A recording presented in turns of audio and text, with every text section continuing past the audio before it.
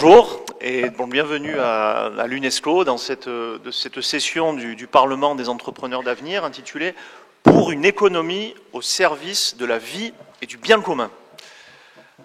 Alors, c'est un titre qui nous interpelle, je pense, parce qu'il présuppose, sinon la défaillance du système économique et financier actuel, du moins un défaut majeur dans sa régulation. En fait, on a du mal à le percevoir hein, quand on est, comme beaucoup d'entre nous, j'imagine, la tête dans le guidon dans nos activités quotidiennes. Mais cette défaillance, elle devient évidente dès qu'on prend un peu de recul. Si on regarde, par exemple, je le montre souvent à mes étudiants, moi je suis professeur d'économie, si on regarde l'évolution du PIB mondial, alors le PIB, hein, c'est tout simplement la somme des dépenses et des revenus dans l'économie, eh bien, on s'aperçoit que notre espèce, l'espèce humaine, au cours des 250 dernières années, qui sont des années de développement industriel, eh bien, malgré des périodes récurrentes de crise économique, malgré des problèmes d'équité dans la distribution des revenus, des patrimoines, on observe quand même une amélioration significative de sa condition matérielle. Ce qui peut être considéré, bien entendu, comme une bonne chose. Mais ce que ces données ne montrent pas, c'est que durant cette courte période, hein, puisqu'en effet 250 ans, rapporté à l'échelle de l'histoire de l'homme, c'est l'équivalent de 2 minutes hein, dans une journée de 24 heures, ce que cette courbe, qui est un indicateur de performance économique, de développement économique, ne montre pas, c'est que les activités humaines ont véritablement impacté le monde naturel de la façon la plus rapide et la plus radicale de l'histoire de l'humanité. En fait, ce que l'on peut observer, si on met en parallèle les indicateurs de développement économique et les indicateurs atmosphériques, biosphériques, les indicateurs de fonctionnement du système Terre, eh bien, on s'aperçoit que cette courbe exponentielle des indicateurs de développement économique, du PIB, des IDE, des transports, en fait, ne sont que le parfait miroir d'autres dynamiques tout aussi exponentielles dans le système Terre. Les émissions de CO2, les indices de déforestation, de perte de biodiversité, lorsqu'on les compile, depuis que les données existent, en fait, prennent cette courbe exponentielle. Donc le consensus aujourd'hui, c'est qu'il existe une causalité claire entre la croissance économique, qui n'est finalement que la croissance du PIB, et le dérèglement du système Terre. J'avais fait le calcul il y a quelques années, le coefficient de régression, c'est-à-dire le coefficient qui donne la relation entre la variation du PIB et les émissions de CO2, il est très proche de 1, il est de 0,98. Donc on est vraiment sur une causalité claire. Et ce qui est très inquiétant, c'est que dans le même temps, il existe une rétroaction hein, du système Terre vers le système économique. On est en train de vivre, le rapport du GIEC le rappelait récemment, une cascade d'événements biosphériques, atmosphériques, qui crée, bon, sinon un risque d'effondrement social, mais du moins un risque de perturbation très forte de nos sociétés. Alors, cette nouvelle donne, très clairement, c'est un défi à notre intelligence collective, tout simplement parce qu'elle rend caduque bon nombre de modèles, de cadres cognitifs dont on a hérité. Mais néanmoins, depuis un demi-siècle, on voit des voix se lever. Alors, en premier lieu, c'était principalement des philosophes, certains dès les années 50, je pense à Jacques Ellul, à Bernard Charbonneau, à Ivan Illich. Puis on a des économistes qui se sont mis à étudier ce phénomène. Alors il y a Schumacher, par exemple, en 72, le fameux rapport Meadows du Club de Rome sur les limites de la croissance, qui avait tout vu venir. Et puis, plus récemment, une nouvelle génération d'économistes.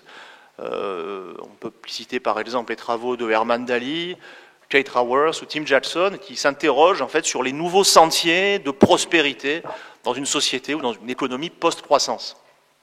Alors, ça, c'est la théorie, mais force est de constater que malgré ces progrès des connaissances, pour l'instant, nous n'avons pas réussi à infléchir dans la pratique nos modèles de développement pour des raisons peut-être techniques, politiques, voire même idéologiques.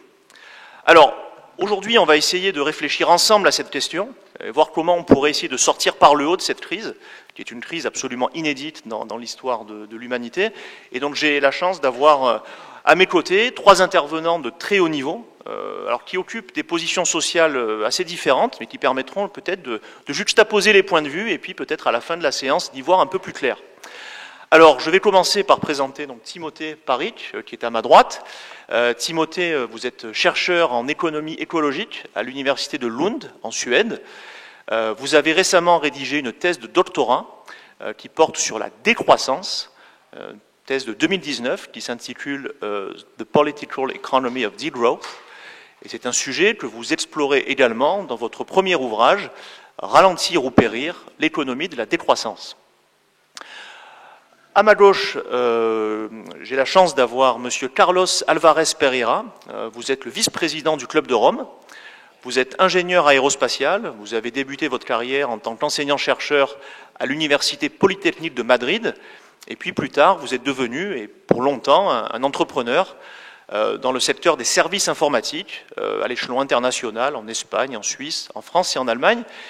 Puis en 2020, vous avez créé et présidé juste en 2020 la fondation Inaxis, qui est spécialisée dans la recherche en systèmes complexes et en innovation responsable. Et vous vous consacrez maintenant à promouvoir l'émergence d'un changement de civilisation vers le bien-être équitable au sein d'une biosphère saine. Vous conseillez également la chaire UNESCO Global Understanding for Sustainability à l'université de Jena, ainsi que l'Institut international Bateson et le projet Sweet Edge de transition 100% énergie renouvelable en Suisse.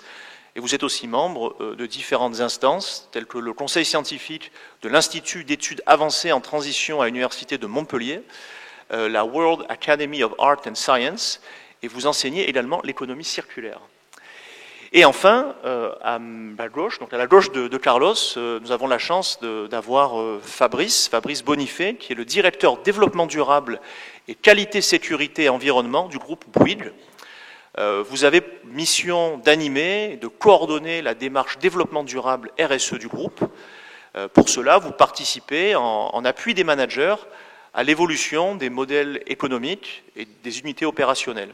Vous pilotez des projets transverses, associés notamment à la stratégie, des projets portant sur le climat, la biodiversité, la ville durable, les achats responsables, l'économie circulaire et de la fonctionnalité. Vous êtes également le président du Collège des directeurs du développement durable, le C32. Vous êtes administrateur du Shift Project et co-auteur notamment du livre « L'entreprise contributive, conseiller monde des affaires et limites planétaires » aux éditions Dunod. Vous êtes ingénieur et vous enseignez également à l'Université Dauphine dans le master développement durable et organisation, à l'ENSAM et à l'ESTP dans le master spécialisé habitat et construction durable. Donc nous avons un panel d'intervenants assez large. Donc on va essayer, en juxtaposant les perspectives, d'y voir un petit peu plus clair. Alors je voudrais peut-être commencer par me tourner d'abord vers Timothée. Donc Timothée, vous êtes chercheur, vous avez donc un regard scientifique sur la question. Donc, est-ce que pour essayer de baliser la discussion qu'on va avoir aujourd'hui, vous pourriez nous expliquer en quelques minutes pourquoi finalement notre système économique fondé sur la croissance n'est plus aujourd'hui en mesure de servir la vie et le bien commun, et finalement ce qu'il faudrait peut-être mettre en place pour y remédier.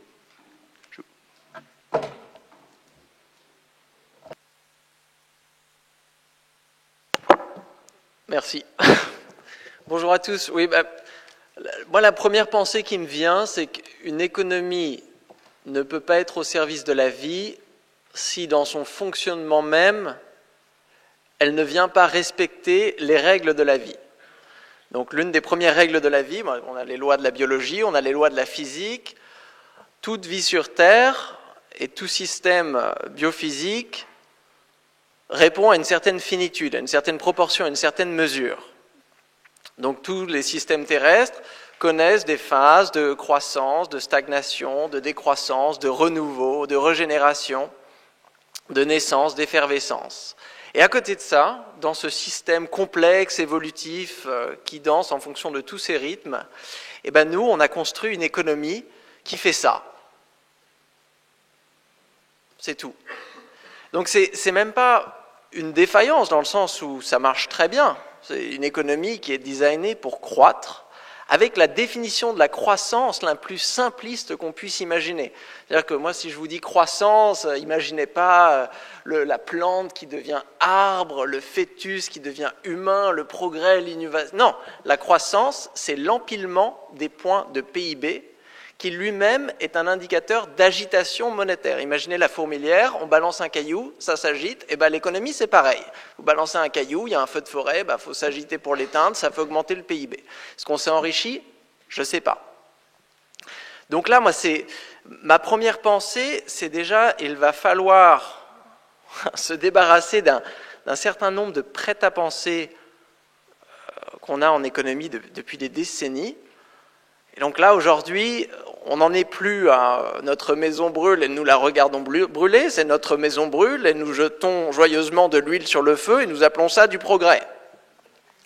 Nous appelons ça du progrès, nous appelons ça de la croissance. Alors, la première chose, là, c'est l'aspect général qui vient se traduire par une discussion très technique et horriblement inintéressante, qui est celle du découplage et de la croissance verte.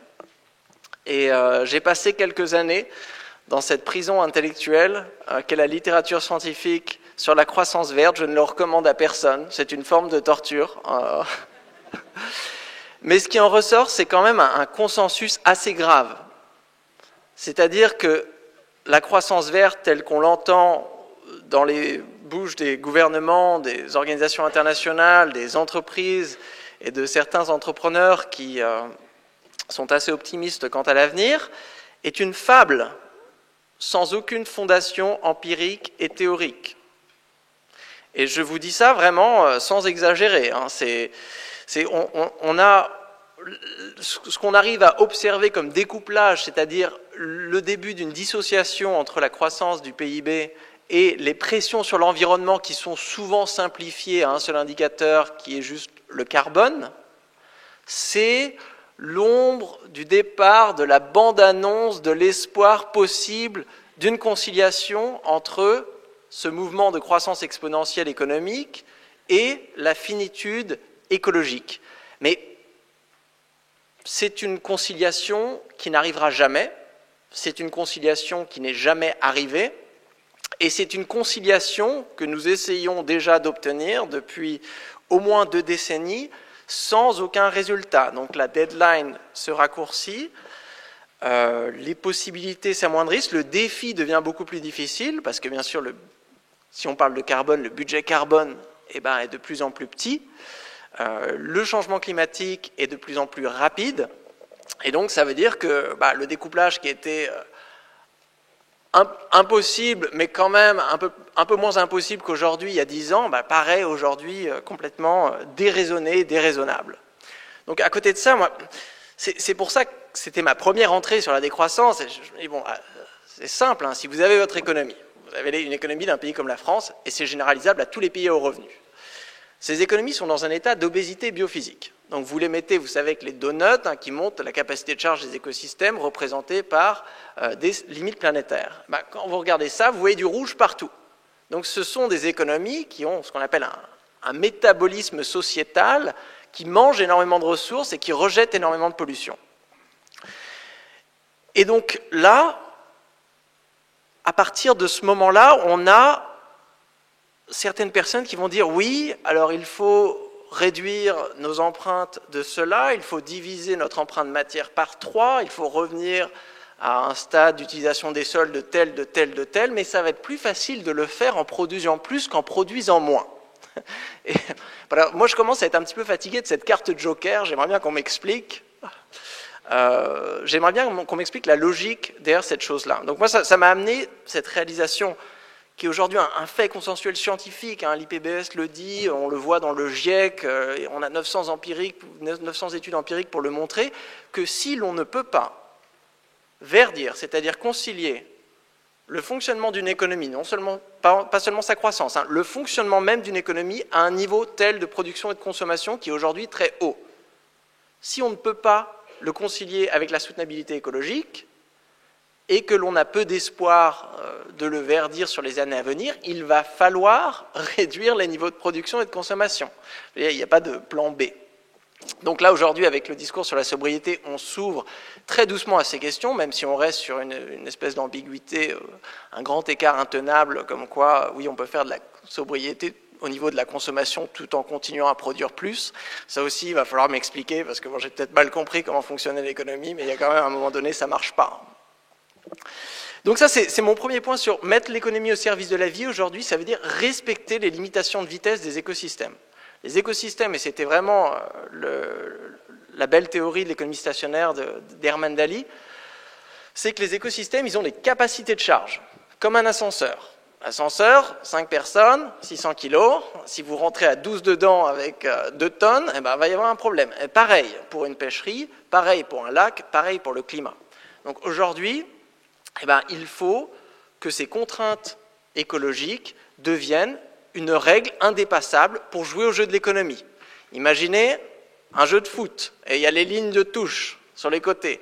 Alors, on joue à l'intérieur. Ben, les lignes de touche, c'est l'équivalent des limites planétaires. Quoi qu'on fasse à l'économie, toutes les conventions sociales qu'on utilise, on peut faire ce qu'on veut, mais la seule chose qu'on ne peut pas faire, c'est dépasser ces limites planétaires. Parce que si l'on dépasse ces limites planétaires, on sait que quoi qu'il se passe à l'intérieur, du point de vue social, finira tôt ou tard par s'effondrer. Donc c'est là où on a déjà la première connexion. L'économie doit être au service de la vie, plutôt en adéquation, en proportion avec la vie, parce que c'est une question de taille, on l'a bien compris, hein, la capacité de charge des écosystèmes, c'est une question de taille. La pollution, c'est une question de taille. Et donc la soutenabilité de l'économie, c'est une question de taille. Et donc on va bien dans des économies de croissance, c'est des économies qui grossissent le problème. Donc on va avoir besoin d'une certaine décroissance pour réamener le métabolisme biophysique des économies riches à revenus, déjà riches, on pourrait même dire, pour qu'elles reviennent en dessous de leurs limites planétaires. C'est le premier point. Et après, une fois qu'on a fait ça, on se pose la question de la deuxième limite, c'est-à-dire celle du bien commun.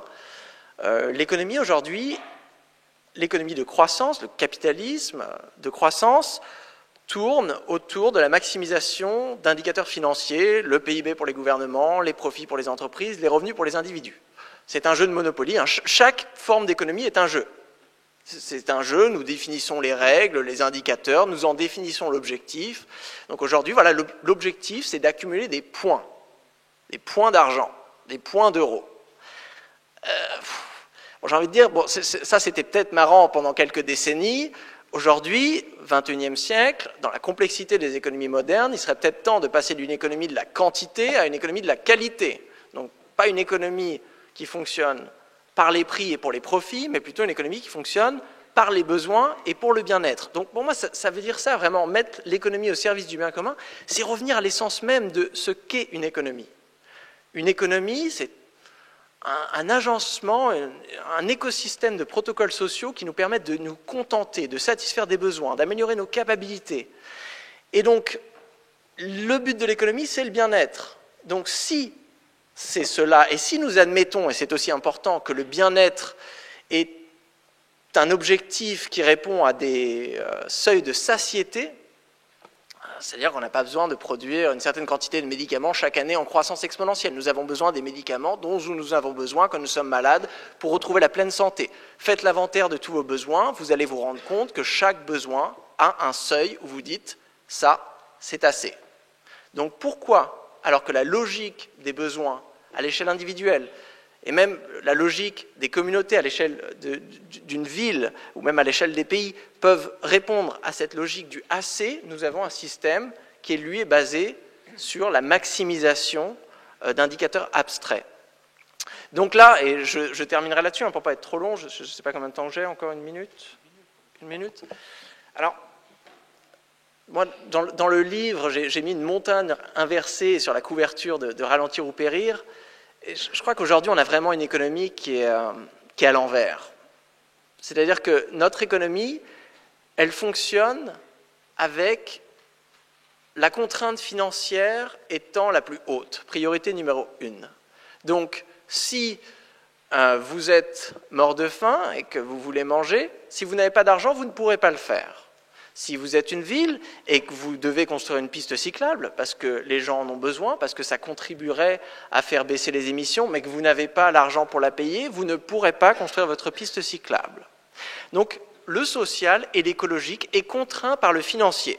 Ce qui est quand même un petit peu bizarre, parce que l'écologique répond à une réalité réelle, celle des écosystèmes, le social aussi, celle de notre budget temporel, de notre temps, de nos relations sociales, alors que le financier n'est qu'une pure invention institutionnelle, une pure convention humaine. Donc déjà, c'est un petit peu bizarre d'organiser toute notre réalité, la complexité du social écologique, en fonction des points de PIB dans notre jeu du Monopoly capitaliste géant. Donc ça, il faudrait complètement le renverser. Le renverser avec une hiérarchie des objectifs. On l'a vu, la ligne de touche, c'est les limites planétaires. Quoi que nous fassions, si nous ne sommes pas écologiquement soutenables, au bout d'un moment, ça ne va pas marcher. Ensuite, une fois qu'on s'est posé la question de est-ce que cette activité est écologiquement soutenable, passons au deuxième niveau, est-ce que cette activité a un sens social, c'est-à-dire une utilité? C'est comme ça que moi j'interprète le bien commun, est-ce que ça va produire quelque chose dont nous avons vraiment besoin? Si nous n'en avons pas besoin, et là vient ici qualifier une grande partie de notre économie aujourd'hui, on pourrait taper un petit peu sur les secteurs publicitaires, mais on fera ça sûrement pendant la discussion.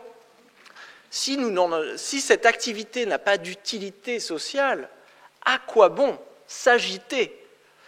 Et une fois qu'on a répondu à ces questions, on est dans la ligne de touche écologique, on a répondu à la question de la raison d'être qui est liée aux besoins, qui est liée aux capacités, qui est liée au bien-être, et bien là on peut se poser la question super chiante, entre comptables et économistes, de la viabilité économique.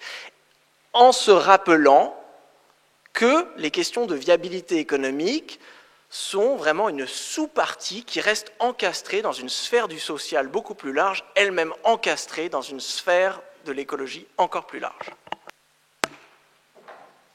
Merci.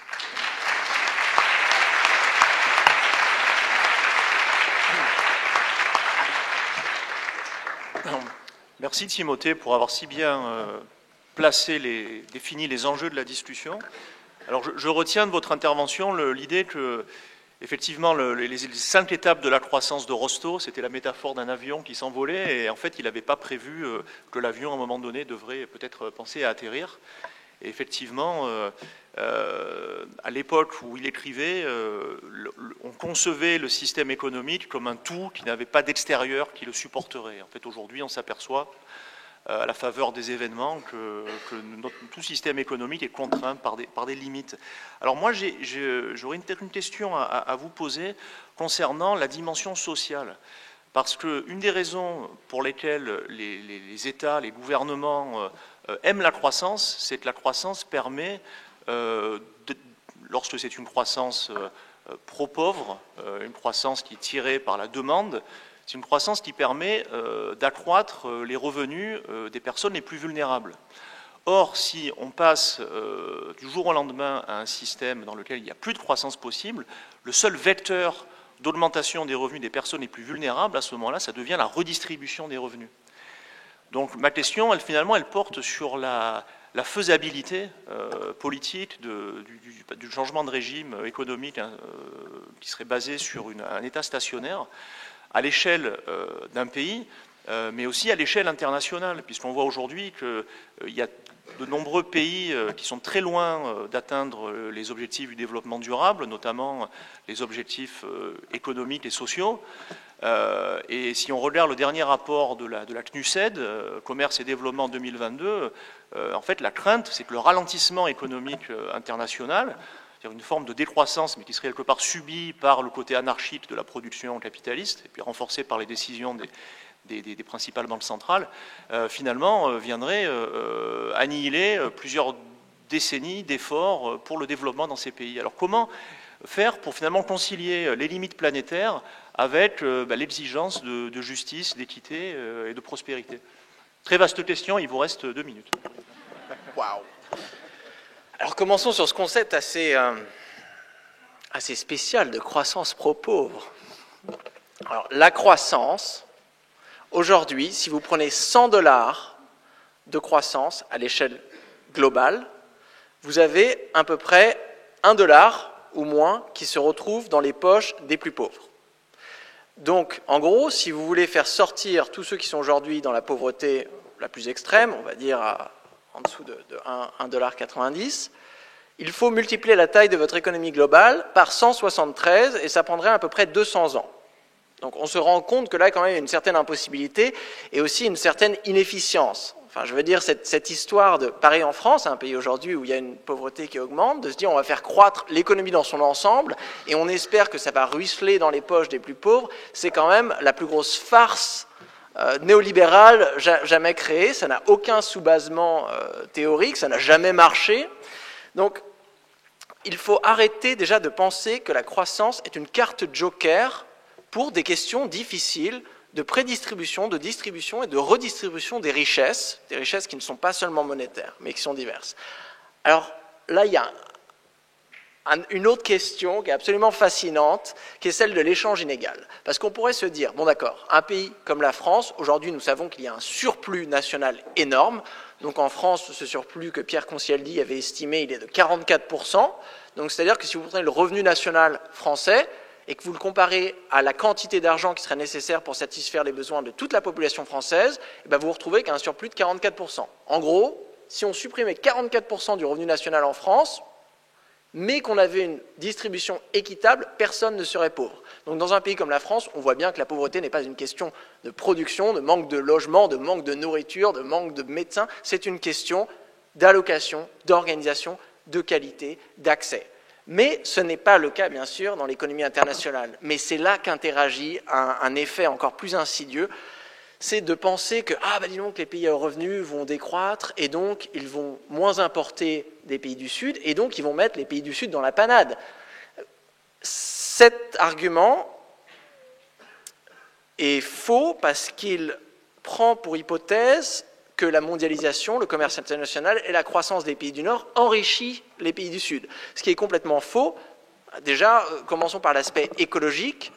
Ce que certains chercheurs ont décrit comme le mode de vie impérial des pays à haut revenu demande une empreinte écologique colossale. Ce sont des matériaux, des minéraux, du sable, des biodiversités, bien sûr, qu'on ne vient pas chercher en France. Ce sont des choses qu'on vient importer de l'étranger. Donc non seulement nous déprivons les pays du Sud, qui sont les pays aujourd'hui qui ont le plus besoin d'énergie et de matériaux, non seulement pour pouvoir produire et consommer plus car ils sont dans une situation de pauvreté, aussi pour pouvoir s'adapter aux effets du changement climatique, surprise, surprise, notre changement climatique, car principalement, ce sont les conséquences de notre modèle de développement. Je vous rappelle un chiffre, donc le dépassement du changement climatique à partir de 350 ppm, ce sont les pays du Nord à 92% qui en sont responsables.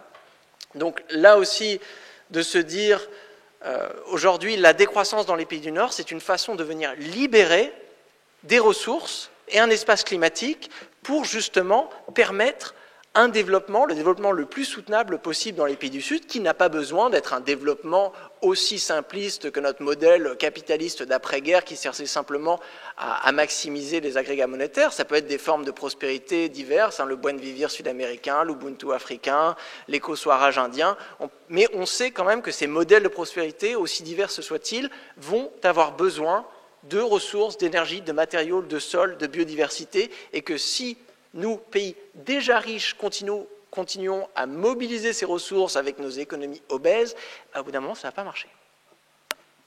Très bien, merci Timothée. On comprend bien toute la complexité, toutes les contradictions, toutes les difficultés qu'il y aura à passer vers ce nouveau régime de régulation économique.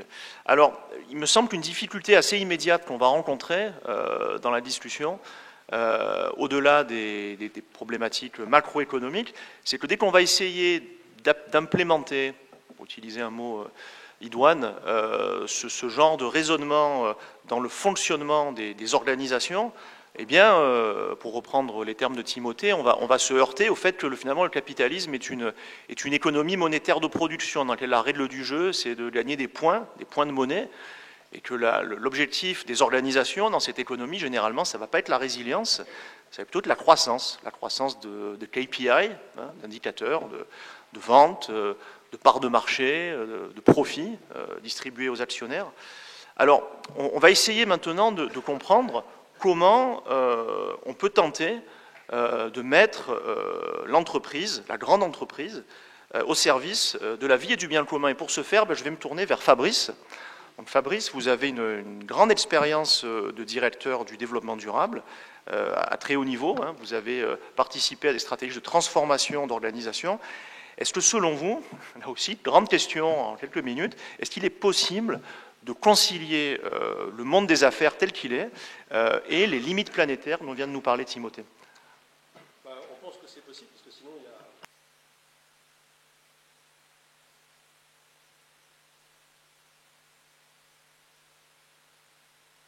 Il y a un complot.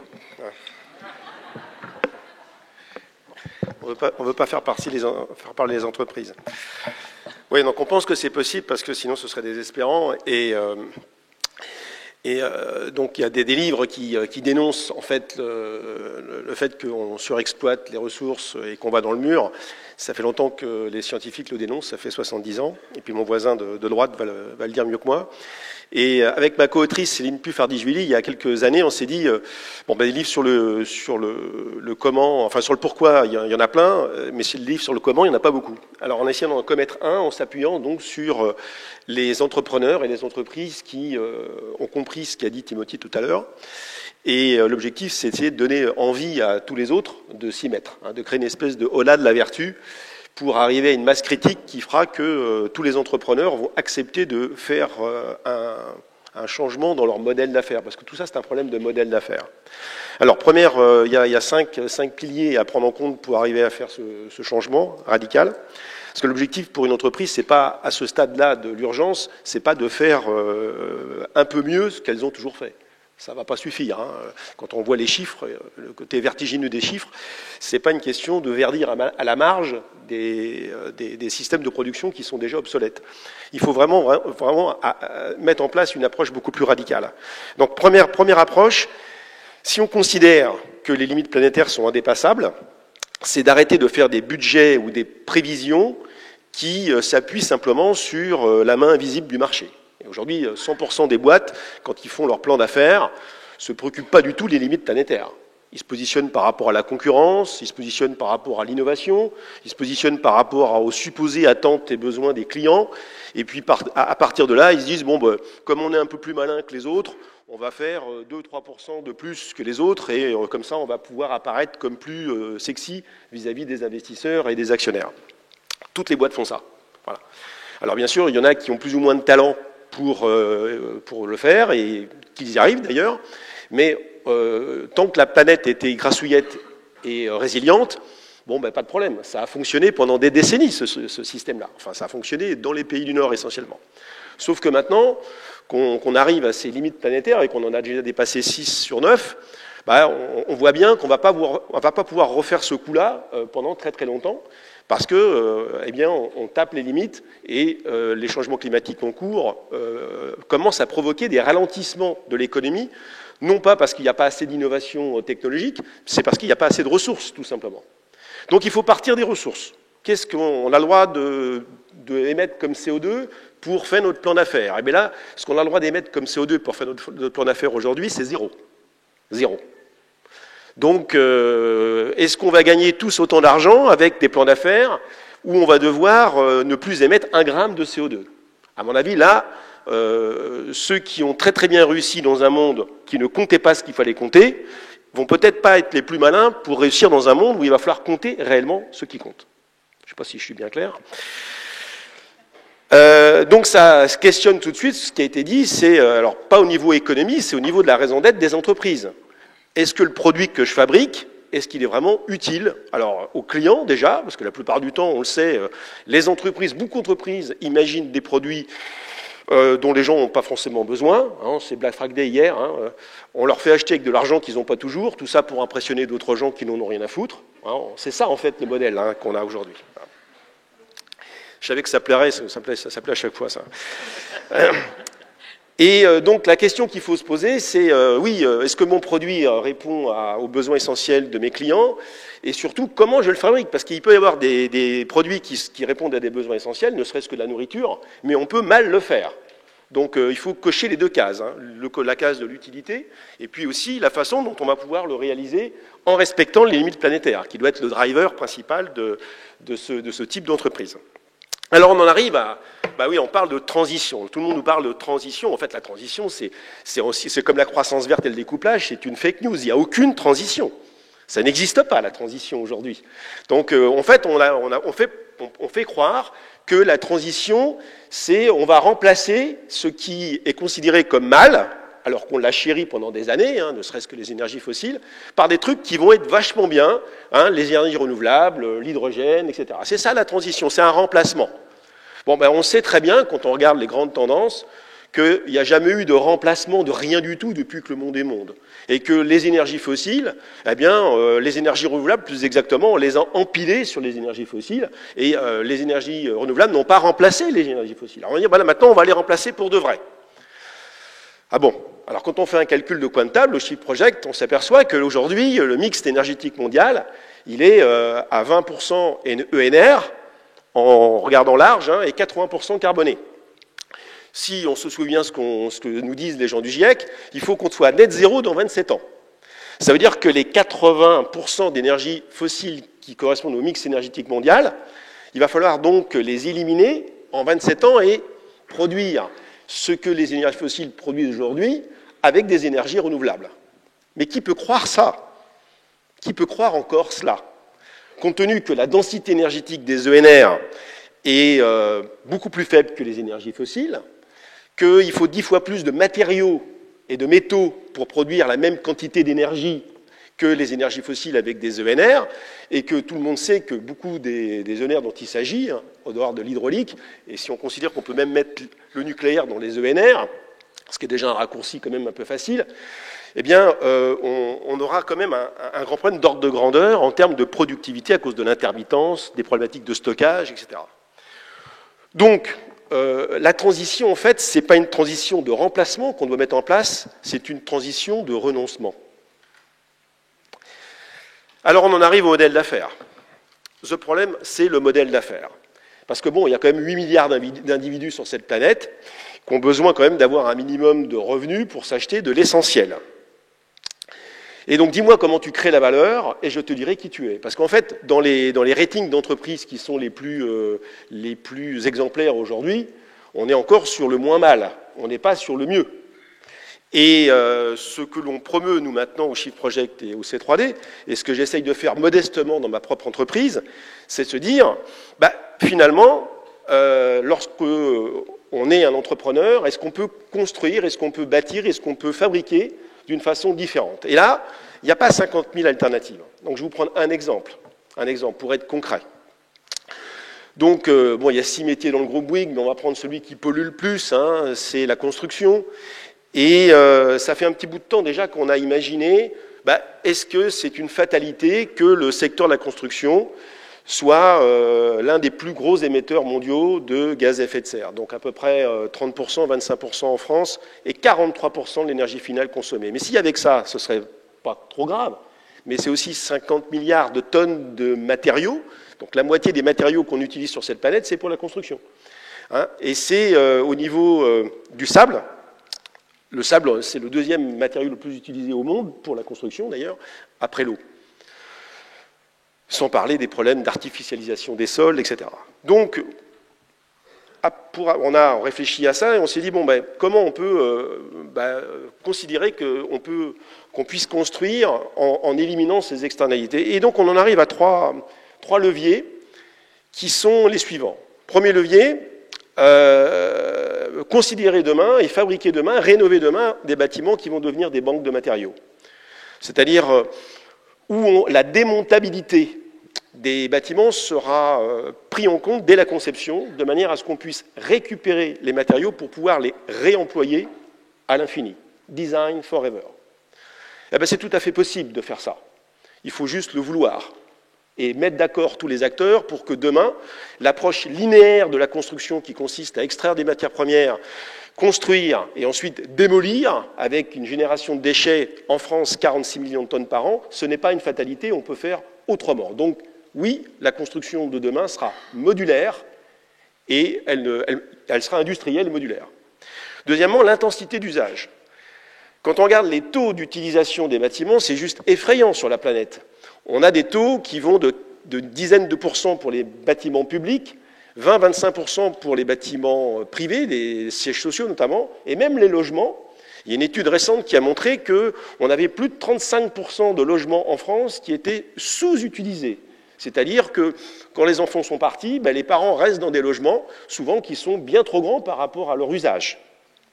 Donc il y aurait moyen aussi, largement, de faire en sorte que les constructions de demain, non seulement elles vont être modulaires pour la conception-construction, mais elles devront être aussi modulaires dans l'utilisation pour pouvoir faire des logements dans des logements, de manière à moins construire pour moins artificialiser.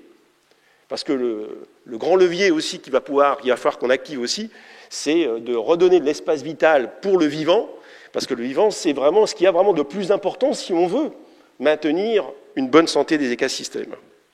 Et les bâtiments de demain, ils vont devoir devenir aussi autoproducteurs de leur propre flux, et ça c'est tout à fait possible aujourd'hui. Donc ça veut dire qu'ils vont devenir à énergie positive, donc c'est Bouygues d'ailleurs qui a inventé ce concept, et c'est-à-dire produire leur flux physique électrique, leur flux physique eau, leur flux physique chaleur, autoconsommer ces flux, et les partager avec les bâtiments voisins de manière à équilibrer les courbes de charge au niveau des quartiers. Ben, tout ça, ce n'est pas de la science-fiction, c'est tout à fait possible de le faire, il n'y a pas de limite technologique, c'est surtout des problématiques culturelles. Donc, je pense que ça, c'est des verrous qu'on va pouvoir lever. Mais il reste deux choses à faire, si vraiment on veut vraiment accélérer cette transition du renoncement. Déjà, c'est dans les systèmes d'innovation. Je pense que moi, ce qui me fatigue le plus, c'est de voir que, dans les médias, beaucoup on dit, il va falloir qu'on innove, et que la technologie, le technosolutionnisme va nous apporter donc les solutions pour la transition. On va avoir besoin de la technologie, c'est indéniable. Mais là aussi, il faut arrêter de dire n'importe quoi. Déjà, première chose, on assiste en ce moment à une espèce de hold-up sémantique entre l'efficacité énergétique et la sobriété. L'efficacité énergétique, c'est ce que font les ingénieurs depuis la nuit des temps, c'est d'arriver à faire fonctionner des machines en utilisant moins d'énergie et moins de ressources. Et ça, on sait le faire. On sait très très bien le faire. Et d'ailleurs, dans l'informatique, dans l'électronique, les moteurs, chaque génération apporte un gain d'efficacité énergétique certain, parce qu'on est de plus en plus malin pour produire les objets du quotidien. Mais ce que l'on gagne en intensité énergétique, on le perd systématiquement en volume. Dès lors que vous avez un produit qui consomme moins de ressources, vous le rendez immédiatement disponible à une plus grande assiette d'acheteurs possible, d'utilisateurs possibles, ce qui fait que ce que vous gagnez en intensité, vous le perdez en volume. Et donc c'est ce qu'on appelle l'effet rebond. Et donc ça de considérer que grâce à l'efficacité énergétique, on va pouvoir décarboner de 90% l'économie mondiale, c'est une fake news. La seule chose à faire, c'est la sobriété. C'est de se donner des limites. On revient à cette notion de limite.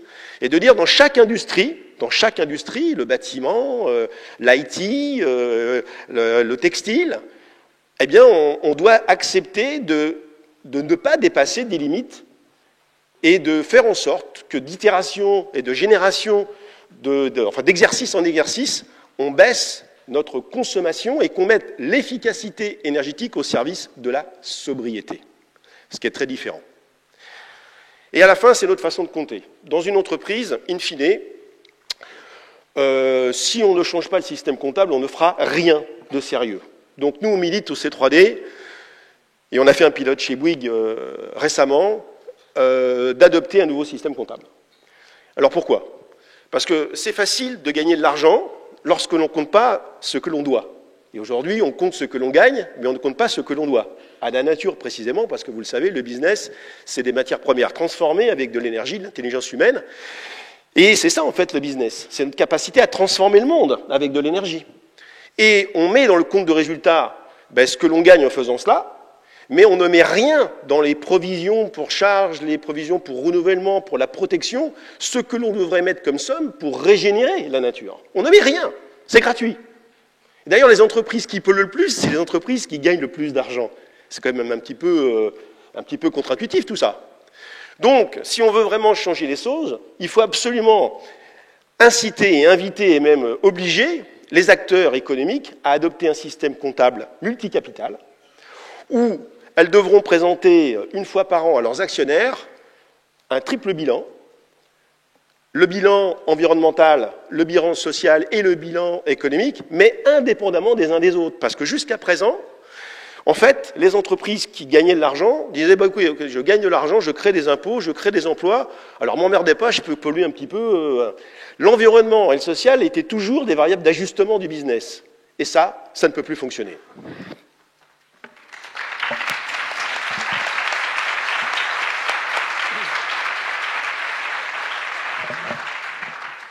Merci Fabrice pour cette présentation, pour cette explication, ce point de vue interne à l'entreprise.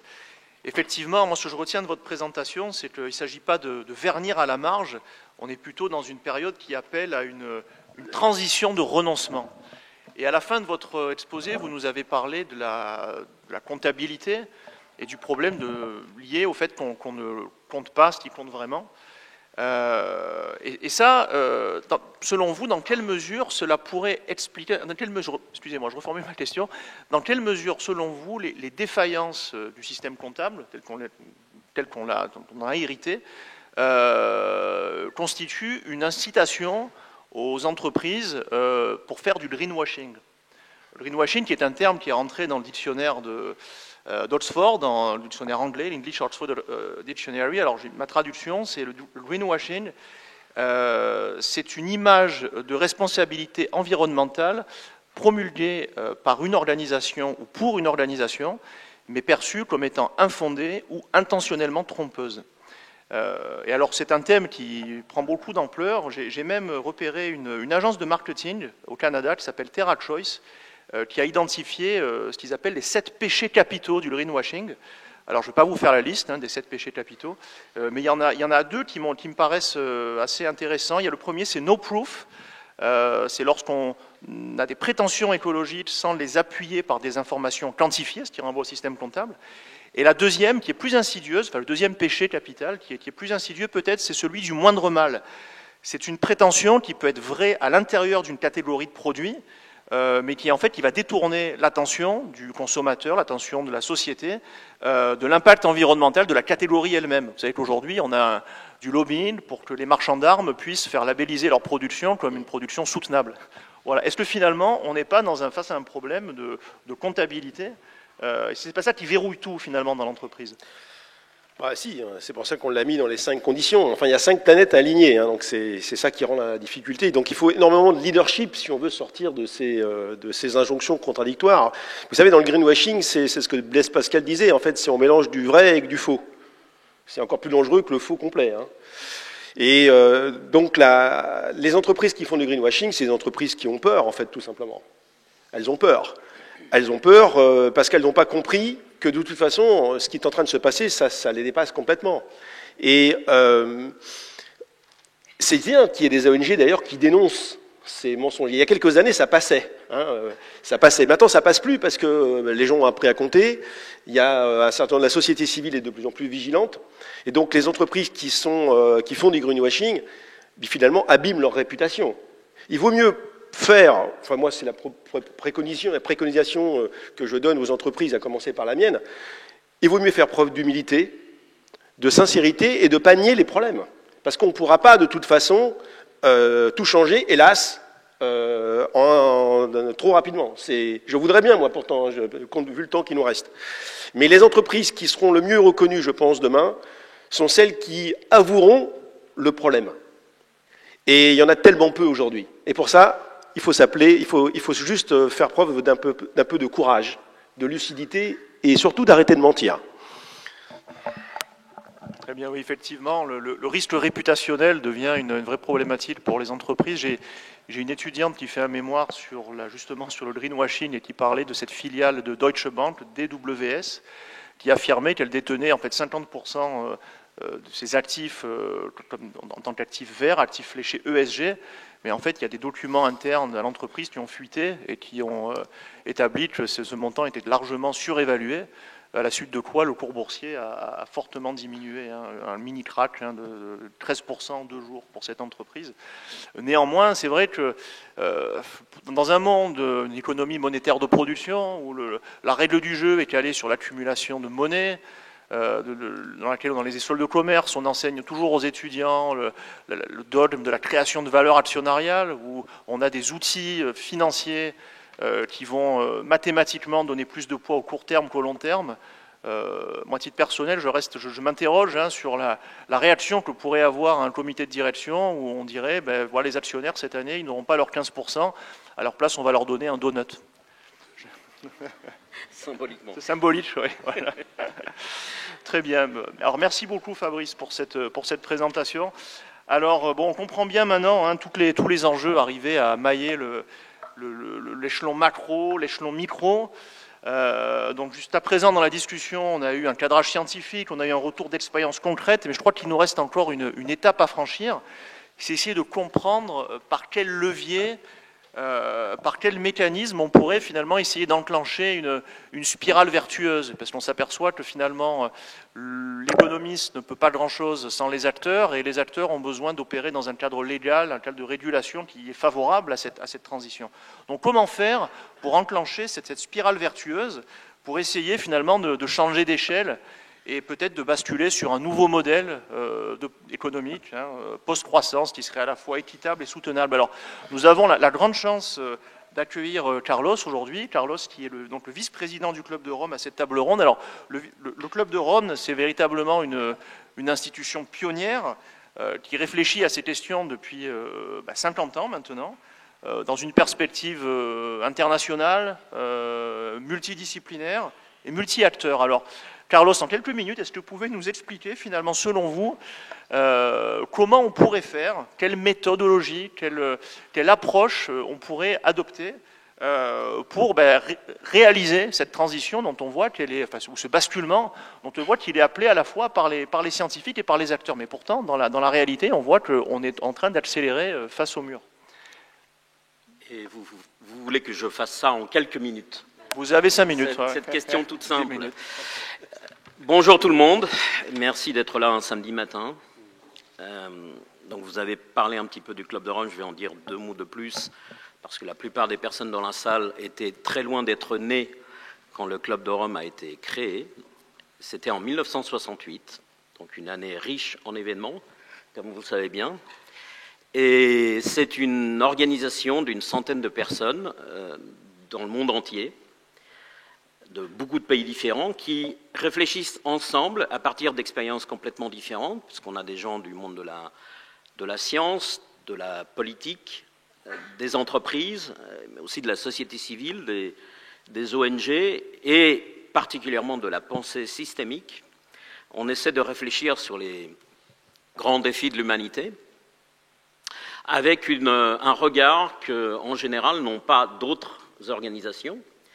Un regard qui est à la fois et depuis le début holistique, c'est-à-dire une perspective qui part des interdépendances, de la réalisation que tout est interconnecté. On parle de la vie dans le titre de cette séance. En fait, on ne sait pas ce que c'est, la vie. La vie est quelque chose de plus grand que nous, mais au moins, il apparaît clairement, et depuis d'ailleurs toujours, dans plein de cultures humaines, on a cette compréhension du fait que tout est interdépendant. D'ailleurs, c'est quelque chose qu'on a eu tendance à oublier depuis quelques siècles. Donc, ce regard sur les interdépendances, un regard à la fois sur toutes les échelles géographiques, donc du local au global, et sur toutes les échelles temporelles, donc du court terme, mais aussi et surtout du long terme. Et à partir de ce regard, qu'est-ce qu'a fait le Club de Rome et qu'est-ce que fait aujourd'hui le Club de Rome? Au début, ça a été créé donc par un homme d'entreprise qui était aussi un grand humaniste et un visionnaire, Aurelio Peccei. Et en fait, j'aurais tendance à dire, si je dois résumer ce qu'on fait, c'est quand on est bon, on pose de meilleures questions. C'est tout, mais c'est quelque chose. C'est quelque chose en particulier pour illuminer nos points aveugles. Nous n'avons pas d'accès à la réalité, nous n'avons pas un accès direct à la réalité, nous percevons, nous avons des perceptions auxquelles nous donnons un sens à travers des cadres d'interprétation, dont on n'est pas toujours conscient d'ailleurs.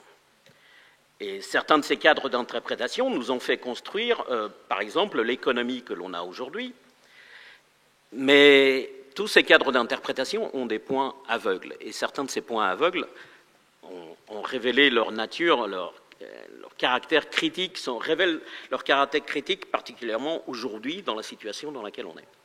Donc on essaie de poser, sinon de bonnes, au moins de meilleures questions. Et en fait, ce qu'on a fait il y a 50 ans, avec la publication du rapport qui nous a rendu célèbre, Halte à la croissance, en français, The Limits to Growth, c'est poser une question assez incommode, que à peu près personne ne se posait à cette époque. Est-ce que la prospérité mène au collapse? Est-ce que le développement humain peut nous amener au déclin et au collapse des civilisations humaines?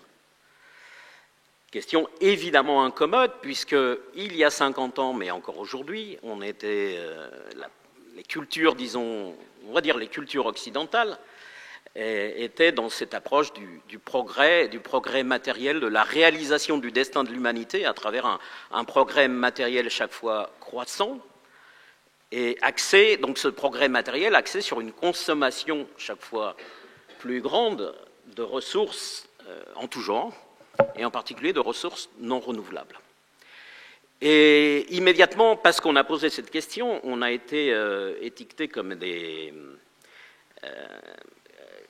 on n'a pas reçu ça n'a pas été très bien. Alors, la paradoxe, c'est que le livre a vendu des millions d'exemplaires, mais plein de gens ont dit, bon, c'est des prophètes de l'Apocalypse, il ne faut pas faire attention, en fait, ça va s'arranger, enfin, tous les problèmes dont ils parlent vont s'arranger grâce à la technologie et grâce au marché, etc. Donc, ne faites pas attention, prophètes de l'Apocalypse. Ce qui n'a jamais été notre intention, le livre ne contient pas des prophéties, aucune.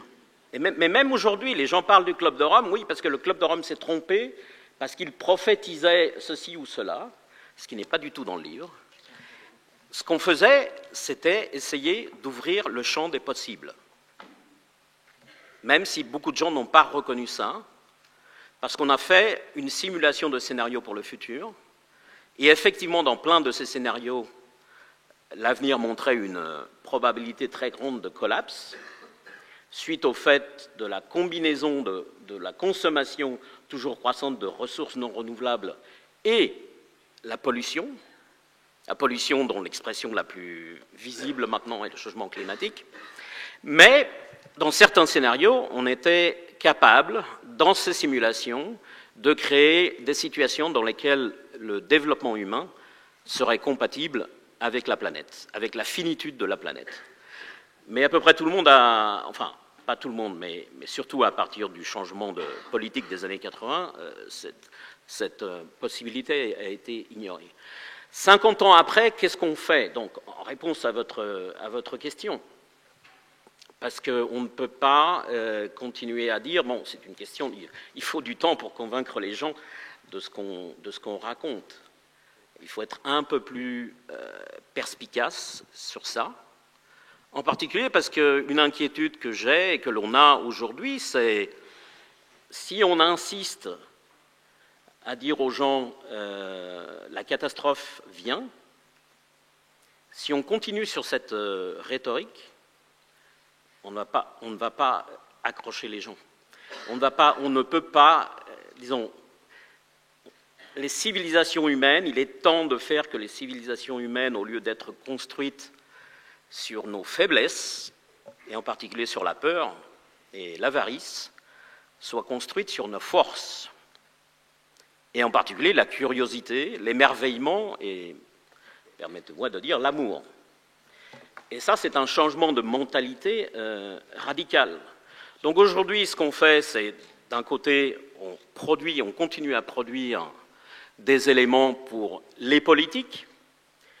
Cette année, on a créé, enfin ça a démarré il y a 1 an et demi, une commission de penseurs pour une pensée économique transformatrice, commission dans laquelle sont des gens comme Kate Raworth et Tim Jackson, que vous avez mentionné, qui sont collègues du club, et qui ont produit un rapport qui a été publié il y a quelques semaines, Earth for All, la Terre pour tous, guide de survie pour l'humanité, qui essaie de répondre à la question quelles seraient les politiques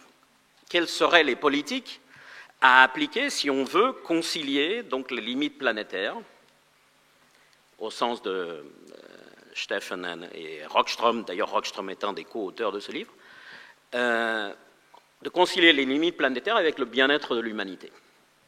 Donc, pour cette question, il y a en fait plein de réponses. On n'est pas les seuls à les produire, mais il y a plein de réponses. Dans notre cas, on met l'accent sur 5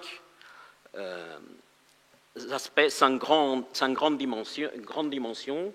Les femmes, le rôle des femmes et des filles, donc l'émancipation féminine, si vous voulez, la transition énergétique, des politiques pour lutter contre les inégalités, des politiques pour favoriser l'agriculture régénérative comme un élément essentiel, l'alimentation, et une nouvelle conception du développement, de ce qu'on appelle le développement, parce que, ici, dans cette salle, on est dans une certaine démographie, mais la plupart du monde n'est pas ici. Ce qu'on appelait le reste du monde, il n'y a pas si longtemps, a toujours été la plupart du monde. Et en fait, il faut essayer de comprendre ce que la plupart du monde veut, et ils veulent des choses très diverses, évidemment, parce que la plupart du monde, ça recouvre des réalités très différentes, mais ça veut dire aussi se questionner sur, bien sûr, le rôle dans notre modernité d'aujourd'hui, le rôle de la colonisation et de la décolonisation et de la décolonisation des mentalités. Donc, si vous voulez, par rapport aux politiques, il y a des réponses, et on fait notre possible pour bouger les lignes à ce niveau-là. On participe aux événements multilatéraux, ce n'est pas facile, c'est même très frustrant souvent, mais on est là. Et à côté de ça, on se pose la question, qui est la question d'un autre livre que l'on a publié, qui s'appelle « Limits and Beyond ». Qu'y a-t-il au-delà des limites ? Qui réfléchit sur le livre originel et puis sur ce qui s'est passé depuis, mais surtout apporte des visions d'aujourd'hui sur le futur, avec des perspectives très diverses. Mais en particulier, ça pose la question, qu'est-ce qu'il nous faut pour apprendre ce que l'on sait déjà ?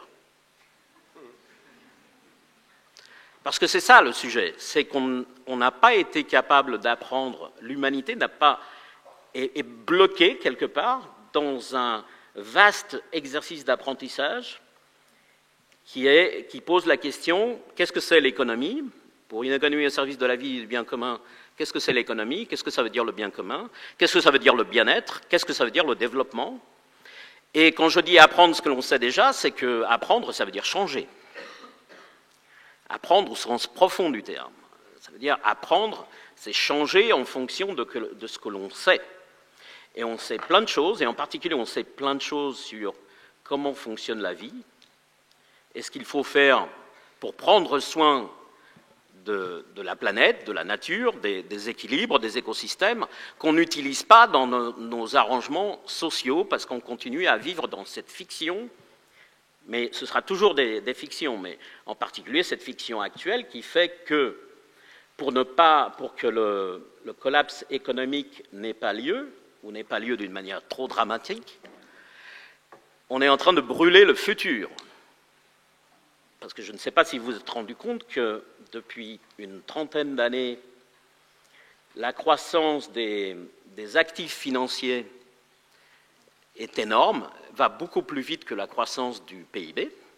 Donc même si on utilise le PIB comme mesure de production de richesse, discutable, mais bon, on voit que la croissance des actifs financiers augmente beaucoup plus vite, ce qui veut dire accroissement de la dette financière, parce que ces actifs financiers sont toujours des dettes, quelque part, détenues par certains, et dont d'autres sont des milliards de personnes sont créditrices.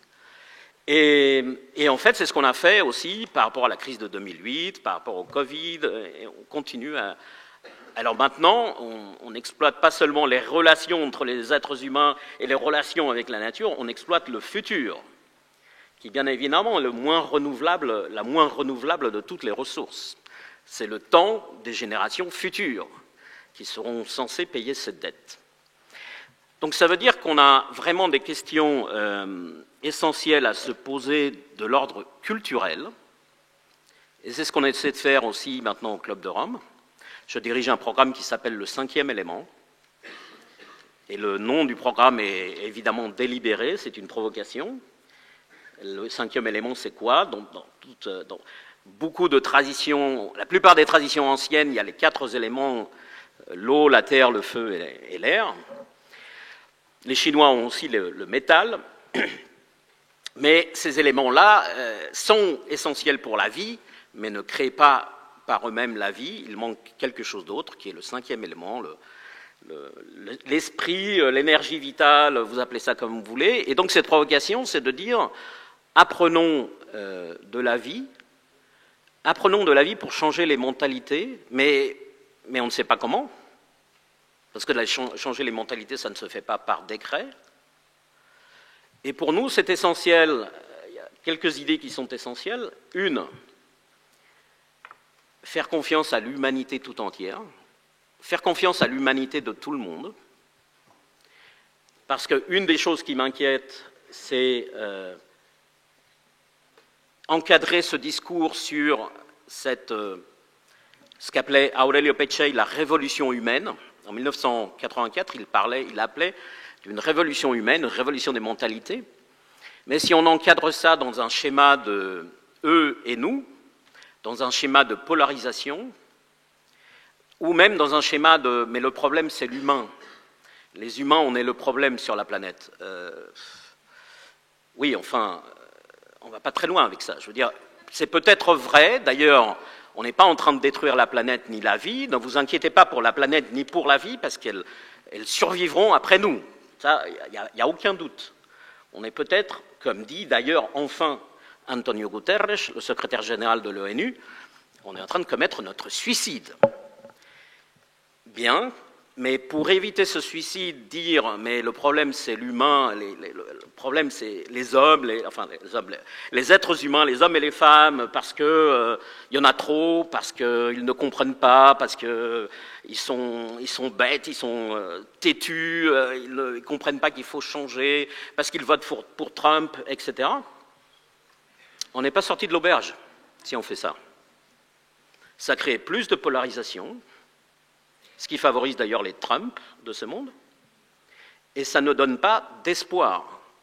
Et pour moi, il y a un point essentiel qui est le point, alors j'ai entendu mes collègues, et je suis essentiellement d'accord avec ce qu'ils ont dit, mais il y a ce point de, Fabrice a parlé de transition de renoncement. Attention, parce que si tout consiste en une perte, si ce que je vous propose, c'est de perdre des choses que vous avez, et c'est comme ça, c'est vraiment ressenti comme ça par énormément de gens, y compris bien sûr les dirigeants, vous allez perdre des choses, à la fin vous avez, on est à Paris, donc rappelez-vous des Gilets jaunes, ça ne peut pas être le cadre d'explication du futur. À notre avis, le cadre d'explication du futur, ça doit être quelque chose de nouveau, une nouvelle synthèse dans laquelle on intègre nos capacités relationnelles, qui sont là depuis le début des temps, qui sont dans les cultures encore vivantes en Afrique, en Asie, qui sont dans Ubuntu, dans les cultures indigènes, ce concept de l'interdépendance, pour eux, ils n'ont pas besoin d'élaborer des thèses de doctorat là-dessus, ils la vivent. Vivons les questions, comme disait Rilke, essayons c'est un paradoxe que je dise ça à ce moment, mais essayons d'en parler un peu moins pour les vivre, ces questions, et donc faire ressortir ce relationnel, qui est l'essentiel de la vie, en fait. La vie, qu'est-ce que nous enseigne la vie? C'est que l'essentiel, c'est le relationnel, c'est les interdépendances. Mais à la fois, c'est une nouvelle synthèse, parce que ça ne peut pas être non plus une proposition de redevenons tous indigènes au sens de vivre. Il y a des gens qui font ça, c'est très respectable. Mais de nouveau, ce qu'on propose aux gens, c'est d'oublier tous les bienfaits de la civilisation moderne, on retourne à la case départ. Je crois aussi qu'on va les perdre. Et là, et je termine là-dessus, il y a un élément essentiel dans toute cette manière de construire un autre cadre d'interprétation, qui est le concept de liberté, et de liberté humaine en particulier, qui est un concept un peu fourre-tout, et d'ailleurs tellement fourre-tout et tellement, on en abuse tellement qu'on appelle, entre guillemets, néolibéral, un mouvement de pensée qui n'est ni nouveau, ni libéral, en fait. Puisque les résultats sont là, ce mouvement de pensée a créé une situation dans laquelle les opportunités pour la plupart des gens deviennent moindres et plus difficiles à réaliser que pour une toute petite minorité. Donc ce n'est pas du libéralisme. Le libéralisme, c'est créer plus d'opportunités pour tout le monde. Désolé. Alors, je lance, mais c'est une autre provocation. Donc, évidemment, ce dont on parle, c'est de changer le sens d'un changement culturel qui, d'ailleurs, est en train de se faire. Autre aspect pour nous fondamental, on parle d'émergence, on parle de nouvelles civilisations émergentes, parce qu'on croit que c'est déjà en train d'arriver autour de nous. En fait, plein de gens qui n'ont peut-être pas d'autre choix que d'apprendre quelque chose de substantiellement nouveau, sont déjà en train de s'organiser pour faire quelque chose de différent, pour essayer de nouvelles manières de vivre et de vivre en communauté et de vivre bien. Donc, il y a cet aspect de l'émergence. Et ma provocation, c'est est-ce qu'on ne pourrait pas essayer de changer le concept de liberté, qui est aujourd'hui essentiellement un concept de liberté de consommer, la liberté de consommation, tous les choix, je veux pouvoir tout faire, voyager à l'autre bout de la Terre, etc., etc., pour un concept de liberté de création. Donc, en passant de la peur, et j'ai peur de perdre ma liberté de consommer, à la curiosité, à l'émerveillement, parce qu'en fait, on se rend compte que les limites, et là je finis vraiment, les limites, en fait, sont la condition pour la création. Si on reste dans une image qui est une image mécaniciste, mécanique, on a un réservoir fini dont on connaît la capacité. Là, on risque de tomber dans, vous savez, l'idée de la tragédie des communs, Garrett Hardin. Ce mouvement, Garrett Hardin était un écologiste au sens profond du terme, et c'est devenu aussi un raciste. C'est devenu quelqu'un qui était l'avocat de la fermeture des frontières aux États-Unis et qui disait, mais le problème, c'est qu'il y a trop de gens dans le reste du monde. Moi, je dis, faisons confiance à l'humanité tout entière pour créer ce nouveau sens du mot liberté en tant que création. Merci.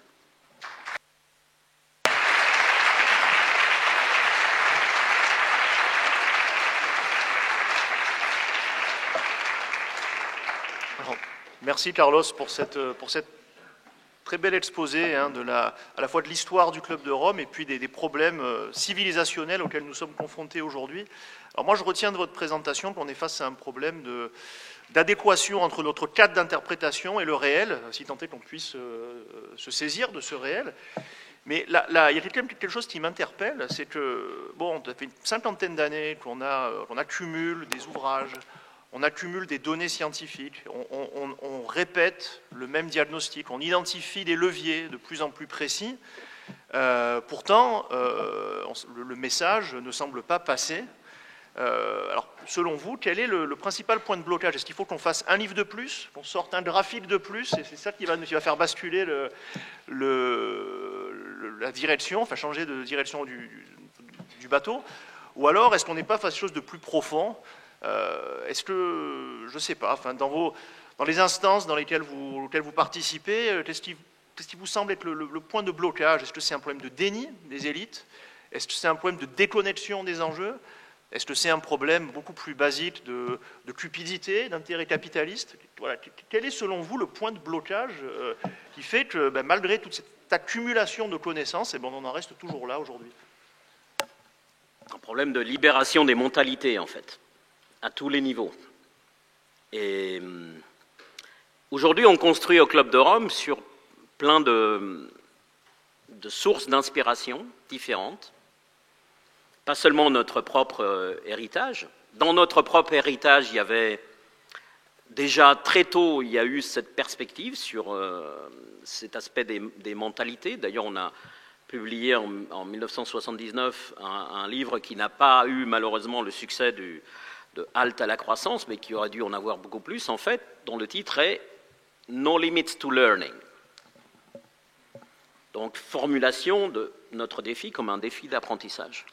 Mais aujourd'hui, on a, au sein du Club de Rome, aussi d'autres perspectives, et une particulièrement intéressante avec laquelle on construit, qui est le Black Consciousness Movement, le mouvement de conscience noire qui a été créé en Afrique du Sud.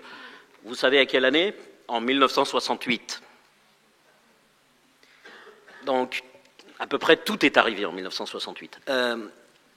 Et l'originalité de ce mouvement, qui a été dirigé par Steve Biko, assassiné par la police de l'apartheid, et par Mampela Rampele, qui est aujourd'hui co-présidente du Club de Rome, ils avaient 20, 22 ans, 23 ans, le petit groupe qui a créé Black Consciousness Movement. Mais ils proposaient quelque chose de vraiment révolutionnaire, qui était le changement des mentalités. Steve Biko disait, l'arme la plus puissante dans la main des oppresseurs, c'est the mind of the oppressed, la mentalité des opprimés. Et aussi, il disait, mais il faut aussi libérer les oppresseurs de leur propre mentalité. Mandela, qui était donc en prison, a construit une grande partie de son œuvre parce qu'il a réalisé que la prison la plus contraignante qui existe, c'est notre prison mentale. Donc, imaginez-le, je disais, la liberté de créer n'est pas incompatible avec les limites. Imaginez Nelson Mandela, je ne sais pas si vous êtes allé à Robben Island pour voir la cellule. Bon, là, c'est des limites contraignantes pour de bon. Et pourtant, il a été capable de créer énormément de choses. Et ce qu'on voit aujourd'hui, c'est que, en particulier, c'est vraiment... ça me scandalise un peu, ça m'interpelle. Les dirigeants sont dans des prisons mentales, évidemment dorées. Récemment, à une conférence à Genève, le vice-président de BlackRock, donc plus grande entreprise du monde de gestion de fonds pension, etc., disait, je suis désolé, alors il n'était pas du tout dans le déni, donc je ne crois pas que le problème aujourd'hui c'est le déni en soi. Cette personne n'était pas du tout dans le déni, il disait oui, c'est terrible ce qui est en train d'arriver et il y a de la souffrance et il va y en avoir encore plus. Et il dit, je pourrais dire, comme citoyen, je pourrais dire plein d'autres choses, comme vice-président de BlackRock, j'ai un devoir de conseiller nos clients, donc les fonds de pension, de ne pas bouger leurs investissements vers les énergies renouvelables, l'économie circulaire, etc., parce que c'est plus risqué que les investissements traditionnels. Voilà, la prison dorée pour ce monsieur, sans aucun doute, mais la prison mentale dans laquelle on est. Donc, ce sur quoi on travaille, c'est comment sortir des prisons mentales. Et c'est... En fait, ce qu'on découvre, c'est qu'il y a des gens qui le font, et c'est ça, qui réussissent à le faire, et c'est ça l'émergence. Merci Carlos. S'émanciper de l'esclavage mental, je crois que c'est dans Bob Marley d'ailleurs, dans Redemption Song, Emancipate yourself from mental slavery, none but ourselves can control our minds. C'est ça. Alors, on a un petit peu de temps pour les questions, on a beaucoup parlé. Alors, il y a un monsieur là-bas, vous avez un micro normalement devant votre pupitre sur lequel vous pouvez appuyer. Oui. Bonjour, je vais parler près du micro. Donc, merci. Je m'appelle Jérôme Jublin, donc j'avais une question par rapport à votre propos, monsieur Alvarez Pereira, mais qui s'adresse à vous quatre en fait. Sur le côté mécaniste pour sortir des prisons, donc ça, on pourrait parler aussi de la cybernétique qui est liée, et également donc des algorithmes finalement dont il a été fait peu allusion ici, mais qui est quand même quelque chose qui risque qui conditionne déjà énormément ce que nous vivons et notre perception du monde réel, vous l'avez dit aussi. Donc ma question, en fait, elle est plus pratique sur, dans vos rêves les plus fous, quel serait un acte de transgression d'un dirigeant d'une grande entreprise qui permettrait justement d'être inspirant et de casser cet état d'esclavage moderne de la pensée tel que vous l'avez décrit. Cette question, c'est pour vous quatre. C'est juste un peu ludique, mais l'idée, c'est de dire qu'est-ce qu'on pourrait imaginer qui se passe. Merci. Alors, je pense que ces questions, c'est peut-être Carlos ou Fabrice qui pourraient y répondre assez rapidement, parce qu'on a encore plusieurs personnes qui s'impatientent pour poser leurs questions. Donc, je vous laisse là. Je vais répondre avec la réponse que j'ai donnée à une de ces personnes qui rend réel ce changement de mentalité, c'est sortir des prisons mentales. Elle s'appelle Karima Kadaoui et elle a créé à Tanger, au Maroc, la fondation Tamkin pour le développement humain. Et elle pratique une question qui est la suivante. Imaginez qu'il y a la question du miracle. Imaginez que pendant que vous dormez, le monde a changé complètement en accord avec vos désirs les plus profonds. Mais vous ne le savez pas parce que vous étiez en train de dormir. Donc, vous vous réveillez, vous sortez de chez vous le jour suivant. Comment vous rendez-vous compte que le monde a changé? Et je lui ai répondu, ma question, et donc ça répond à la question de monsieur, je lui ai répondu, peut-être que ce serait bien d'écouter les dirigeants reconnaître qu'ils ne savent pas quoi faire. Reconnaître qu'ils sont perdus, paumés, comme à peu près tout le monde, reconnaître que ce qu'on a devant nous, c'est un vaste exercice d'exploration, au lieu de prétendre avoir des solutions, et donc de rester emprisonnés dans cette manière de penser, et bien sûr de nous emprisonner tous dans cette manière de penser, reconnaissons qu'on ne sait pas quoi faire, et essayons d'explorer ensemble.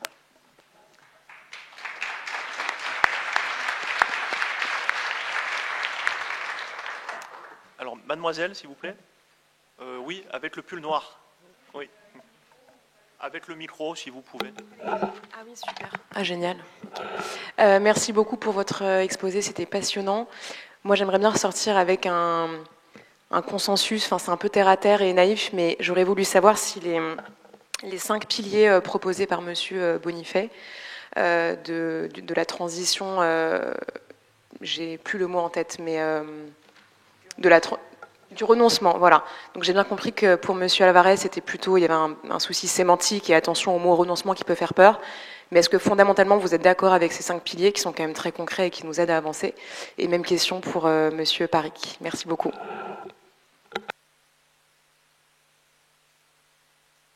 Oui.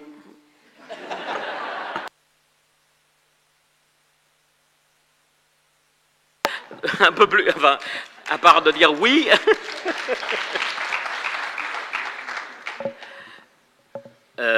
Je crois que ce que Fabrice et ses collègues du Shift Project sont en train de faire, c'est très important de faire évoluer. Donc, je disais, on ne sait pas quoi faire, mais il y a quand même beaucoup de choses qu'on peut mettre en place.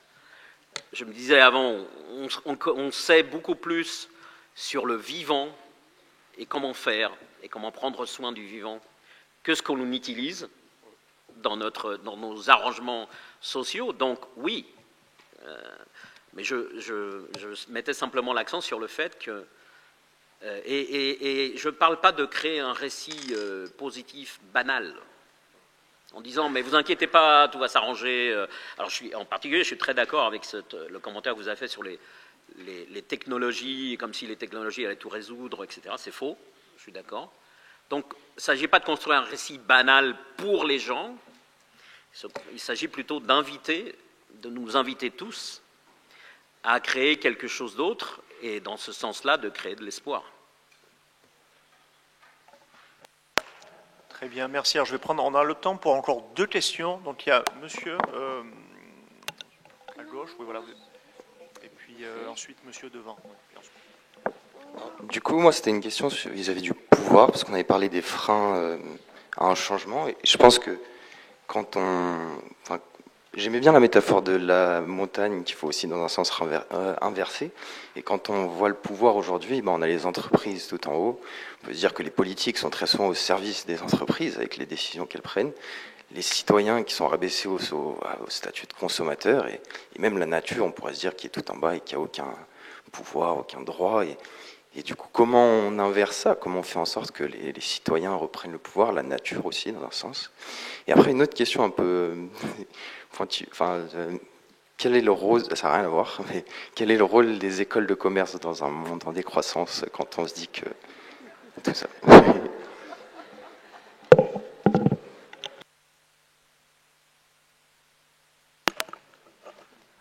Alors, pour la première question, moi, c'est là où je pense que la polarisation est très importante, déjà parce que nous sommes dans un monde polarisé. Hein, les 10% les plus riches sont responsables de 47% des émissions globales. Donc, on ne peut pas parler de l'empreinte moyenne, on ne peut pas réfléchir de ces problématiques à l'échelle du globe. Ce n'est pas possible. Il faut retomber sur des catégories du Nord et du Sud qui ne sont plus géographiques, qui sont des catégories de classe. À partir du moment où on parle de catégorie de classe, c'est-à-dire qu'on va avoir affaire à des obstacles liés à une asymétrie de pouvoir. Et c'est là que moi je ne vois pas... oui, toute transition sera bloquée par des grandes entreprises. Oui, toute transition sera bloquée par des gouvernements s'ils sont à l'emprise des grandes entreprises.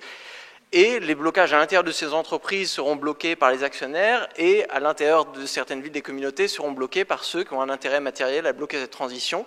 Et donc là, il va falloir parler, je pense que la question de la redistribution des richesses est primordiale.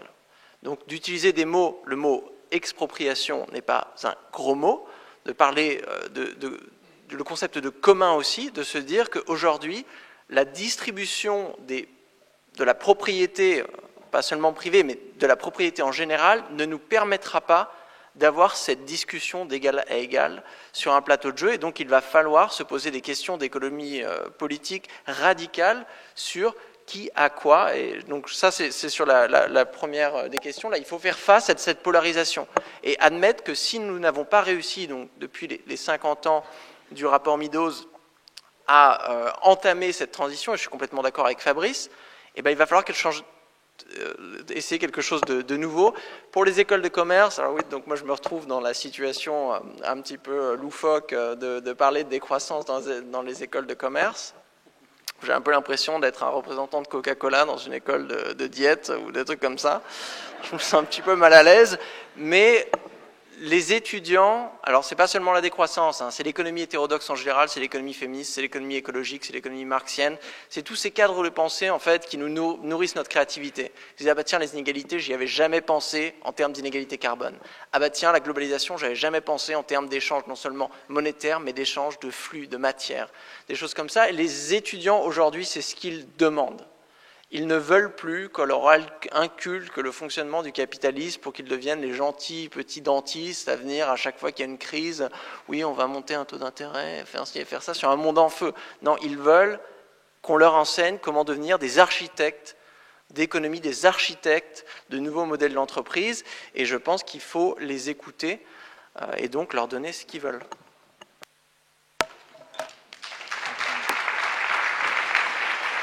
Monsieur ?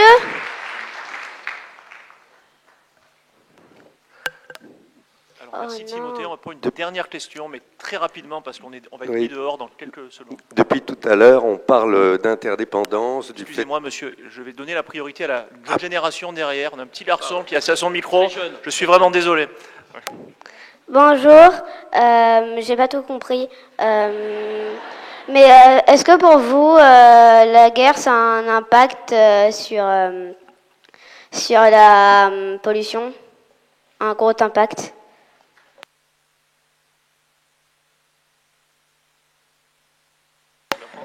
Oui, oui, bien sûr. Donc la guerre, c'est...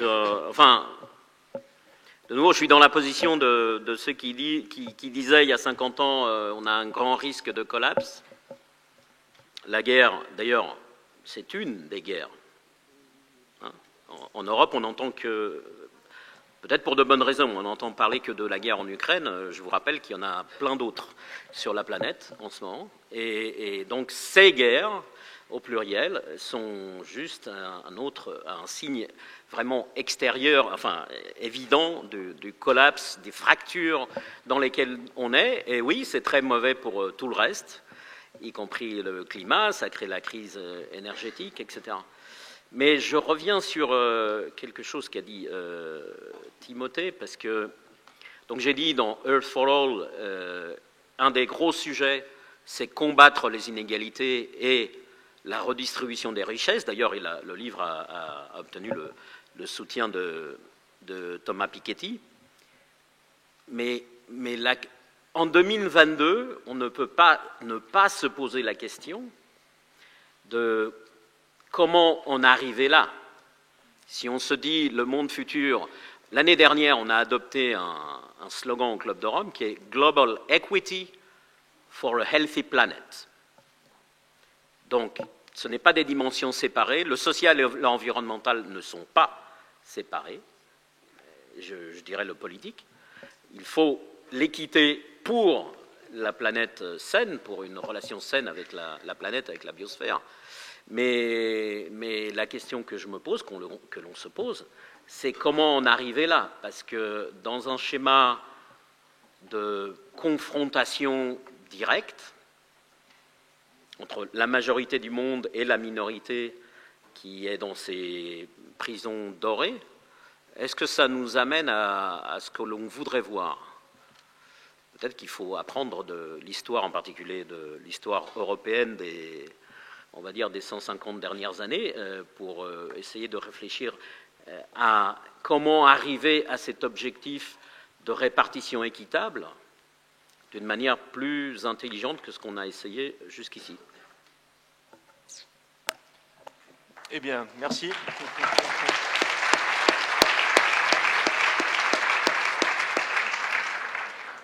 Eh bien, voilà, pour une économie au service de la vie et du bien commun, condition nécessaire pour un monde de paix. On n'y est pas encore tout à fait, mais j'espère que, comme moi, vous y voyez un petit peu plus clair maintenant. Merci.